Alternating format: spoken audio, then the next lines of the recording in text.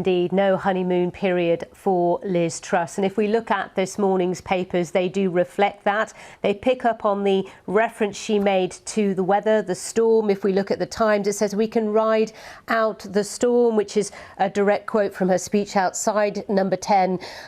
And there's, of course, a picture of her with her husband. But on the side there, it looks at energy plan gives boost to British businesses. And it talks about the fact that on the FTSE 100 and the broader market, the FTSE 250, many businesses, British businesses and stocks actually went up significantly, some by 6% or even 3%, in anticipation of what the new Prime Minister will announce in terms of support for businesses in the days ahead, expected tomorrow, in fact. Daily Mail, together we can ride out the storm, again with a picture at the top there of the scene outside Downing Street moments before she arrived. It looked like, as Ben Wright said in his report, that she would not be delivering her speech as expected because of the torrential rain. Many correspondents and media and those who are close to her, who were looking to be given new jobs in the cabinet, were absolutely drenched. That's the Daily Mail.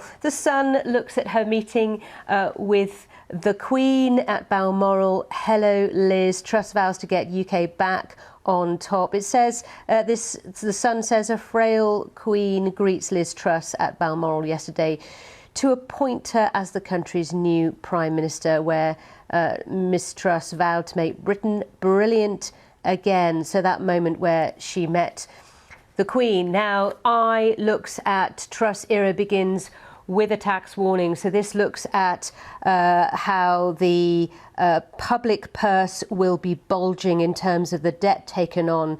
It says number 10 sources insist no new taxes will be needed to fund up to £200 billion worth of spending, something we'll talk about in more detail in our business coverage. The Mirror, a bit of a negative take. It says, now a new Prime Minister, now fix the Britain you lot broke. Truss enters Number 10 full of promises, just like the last three Tory MPs. And very briefly, I just want to show you the Telegraph and the piece it has inside, which looks at the fact that in those top cabinet positions that we've been hearing about, white males absent from the top jobs in the most diverse cabinet ever. As mentioned, more on all of that later in our business coverage.